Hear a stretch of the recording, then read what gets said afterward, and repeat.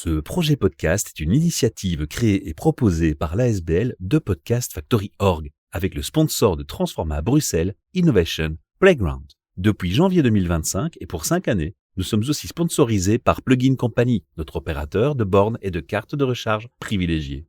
De Podcast Factory Org est très fier d'être membre de Kaya, coalition des écopreneurs et écopreneuses, et de collaborer avec le Lovell Center.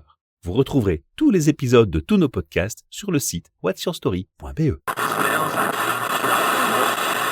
You're listening to the Podcast Factory. Bienvenue pour un nouvel épisode de podcast HR Meetup, les passions au travail et les ressources humaines. Nous sommes dans une soirée Humana, rubrique Humana. Et en quelques minutes, je prends le feedback d'une des participantes et tu es nouvelle participante. Je me trompe ? Tout à fait, c'est ma première. C'est spontané, c'est authentique, on peut critiquer, on n'a rien préparé. Oh, chouette! C'est correct ? Ouais, on peut critiquer alors. Voilà, on peut critiquer. Je vais te demander, on va faire un checklist des 3 cases essentielles des soirées Humana. La première case, c'est avoir du fun. Est-ce que tu as eu du fun et pourquoi ? Oui, j'ai eu du fun. On a pu vraiment collaborer ensemble, on a pu faire des exercices ensemble, donc c'était très collaboratif. Et ça, j'ai vraiment bien aimé. La deuxième case qu'on veut cocher, c'est justement l'aspect collaboratif, travailler Ah. ensemble. Est-ce que tu as vraiment vécu cette expérience ? Est-ce que tu as le sentiment qu'on t'a apporté des choses ? Est-ce que tu en as apporté à d'autres ? Tu peux donner un exemple ? Écoute, on a dû chacun, en fait, avec une carte, déterminer dans le processus du recrutement et dans le processus RH où se définissaient certaines cases comme faire un training MBTI ou un disque, etc., où se situait le mentorat. Et j'ai trouvé ça très intéressant d'entendre les feedbacks de chacun des participants qui n'avaient pas toujours le même feedback que le mien. Et donc, du coup, ça ouvre le champ des possibles. On apprend Exactement des autres, oui. On apprend de la confrontation aussi des idées. Oui. Alors justement, ça me mène vers la troisième case qui est le but de ces soirées, c'est de retourner demain au travail avec un apprentissage quelconque. Est-ce qu'on est vraiment dans un apprentissage ce soir ? Est-ce que demain, tu te dis, oui, je peux vraiment commencer à mettre des choses en pratique ? Oui, je pense qu'il y a des choses qu'on peut tout de suite mettre en pratique, spécialement si on est en RH ou on travaille en tant que collaborateur, clairement. Et donc, moi, j'ai pris quelques idées, en tous les cas, à développer pour la suite. Donc, oui, tout à fait. Bon, je te remercie pour ce check de ces 3 aspects importants pour nous. Maintenant, je vais te poser d'autres questions plus pratico-pratiques.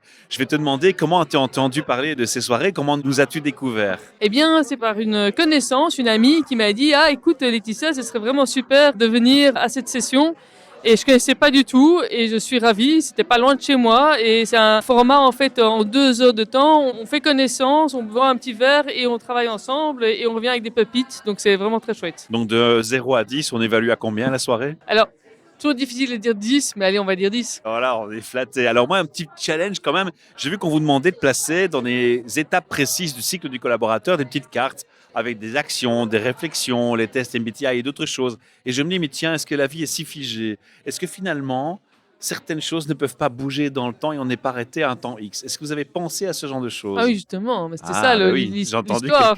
Moi j'ai triché, j'ai entendu quelques échos. C'était ça, on n'était pas toujours d'accord. Et donc pour l'instant, toutes ces petites cases sont en fait intéressantes dans tout le processus RH en fait. Est-ce que parfois, quand tu entends ce genre d'échange, tu te dis que dans une entreprise, on peut être parfois arrêté sur certaines idées préétablies ? Ah, mais complètement. C'est vrai ? La remise en question est difficile ? Dans certaines cultures d'entreprise, oui, hein, Ouais. avec des égos surdimensionnés, où on a toujours fait comme ceci, etc. Donc il y a toujours possibilité d'avoir des freins pour pouvoir changer des choses, oui. Qu'est-ce que tu dirais à quelqu'un qui veut rejoindre une de nos soirées dans 2 mois, parce que tous les 2 mois, on fait une soirée Humana.